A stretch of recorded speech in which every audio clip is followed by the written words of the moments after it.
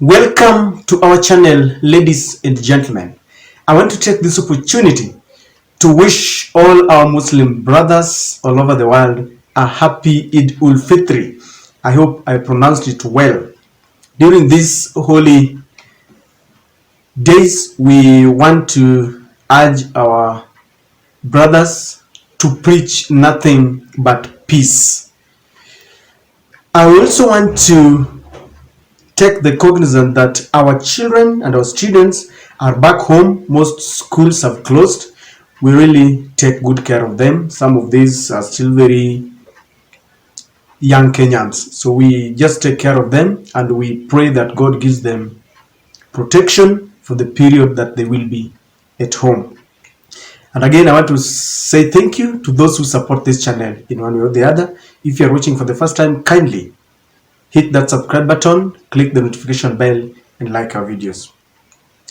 Ever since Raila Amolo Odinga began the calls to ouster William Ruto from office, telling him that he is a product of election rigging, and he began demonstrations, there are several leaders, those who are seen as Raila soldiers, who have been missing in action. And this has really led to speculations, and people are thinking what is really happening. One of them is the former Mombasa governor, Ali Hassan Joho. He's been missing in action, but he has returned back with a big bang, explaining why he has never been seen in Raila rallies, and he has pledged his support to Raila Amolo Odinga. It is reported that Joho explains his absence, gives way forward on Azimio protest. Former Mombasa Governor Hassan Joho resurfaced on Friday, April 21st with a declaration to participate fully in expected Azimio protest. Joho was missing in political activities since he left office, said he was away due to health reasons. Now, Joe was asked several questions and he decided to explain. He really criticized the Ruto administration on the high cost of living, and he said millions of Kenyans are struggling with the high cost of living. Basic commodities are too expensive for the majority of citizens. We as Azimio cannot accept that. Joho reaffirmed that position. He was also asked about his relationship with Raila Amolo Odinga, having stayed away for that long, and this is what he declared. Raila is like me and I am like Raila. I subscribe fully to the ideology of Raila Odinga as my party leader. And Joe confirmed to his supporters in Mombasa Friday morning on his way to Eid celebrations. And he was also asked to declare whether he would join those demonstrations, and he said, I will lead the demonstrations in front. Raila will be behind me. And this is good news to Azimio supporters. You see, in his absence, the Kenya Kwanza team had taken to social media saying that Raila had been ditched, that Joho was even warming up to joining William Ruto's Kenya Kwanza.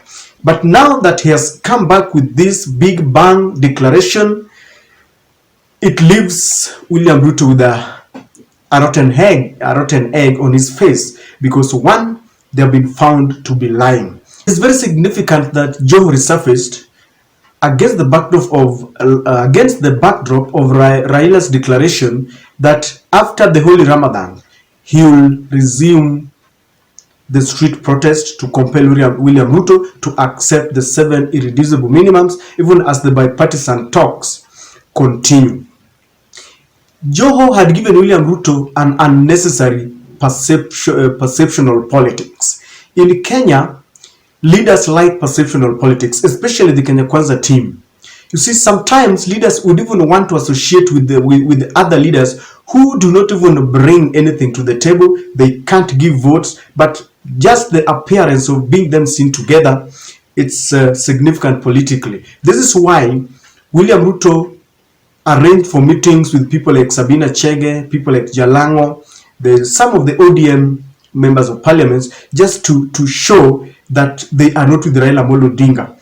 So Joho's absence was like he is ditching Raila Amolo Odinga, and he's one of the stalwarts in Azimio. He is a deputy party leader. He has been with Raila Amolo Odinga. He's the one who kept William Ruto at bay from Mombasa. So William Ruto tried to gain and infiltrate Mombasa politics, but Joho was very tough. He's very rich, he's got money, he's tough talking, and people love him. So his absence was really a blessing to William Ruto, because people like Itumbi was giving us this perception that Joho was with William Samoei Ruto. So now that he has come back, that perception politics is gone and is declared fully that is with Raila Amolo Odinga. It is giving Raila an impetus, giving Raila Amolo Odinga strength, because many had also started talking like Raila does not know how to keep his friends, that his friends are ditching him. Now Joho has cleared that air, and he has promised that in the next rally he was not only going to be there, but will be leading from the front.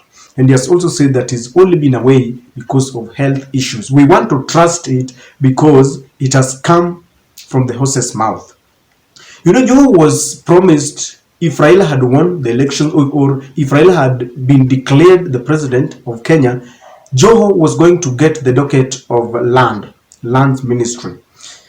There had been speculations that he was going to deal with the land grabbers, because that was the narrative when they were campaigning, that the Ruto regime was not talking about land grabbing, was not talking about corruption. And Joho had declared that he was going to deal with land grabbers.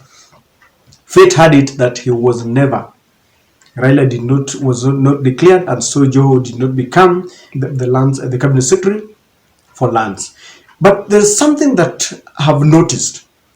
Raila demonstrations and declarations are gaining momentum and popularity by the day. It is also coming against the backdrop of several leaders joining Raila Odinga. People like Ngilu, who had been away, resurfaced, and with the declaration that they support Raila's demonstrations, and they were speaking the same language, that the cost of living is too high and they want the UDA regime to vacate office so that they can implement what they promised Kenyans. This is what Raila has been talking about, and this is what Joho reiterated. Just last week, you saw Raila recruiting more soldiers. Mainanjenga has been recruited, and it is like he's been given a role to take care of Mount Kenya people who are living on the other side, like Kipia going towards those sides of Njoro. And Lekenta also joined Raila's squad and is taking care together with the Ledama Lekina of Masai land. We also saw Mwangi wa Iria breathing fire, and they held a rally yesterday in Muranga. Is taking care of that place. Mureithi, who's also one of the epitome figures in the last elections, also joined Raila Amolo Odinga. So you realize that people are beginning to realize what Raila is talking about, and they are coming back. The leaders who had taken sabbatical leave are coming back, because some of them just wanted to give Ruto time to understand whether he was going to deliver. Because you see, William Ruto came to power in a very hyped platform. Within 100 days, he was going to lower the cost of living, and he had blamed Uhuru Kenyatta for every predicament that Kenyans were going through. Now they have realized that this is a failed state. It is a failed government. Civil servants cannot be paid. County governments have not been paid for 4 months, and they've just realized that there is nothing to wait for. So they are coming back to Raila Odinga. And Kenyans are also realizing that this government cannot implement what it promised, because people are going through tough times. There is hunger and drought, rivers are drying, animals are dying out. We have bandits running riot on innocent Kenyans. In every sector where they promised that they would have a plan, the plans have failed. So people don't care anymore because they have given this government time. There isn't any signs and symptoms of a white smoke. You give them time, we hear of corruption cases. You give them time, it is political bickering. You give them more time, it is blame game, because everything, according to Rigathi Gachagua, is caused by the former regime. If they can't pay civil servants, it is because Uhuru squandered money. Everything to them is Uhuru Kenyatta. I wonder what they say about the bandits. It could be Uhuru Kenyatta. So ladies and gentlemen, Joho has come back together with several leaders, and this is good news to Raila Amolo Odinga, and it dents William Ruto a blow. They will no longer talk about Joho is with them. I don't know what you think, but that is my take.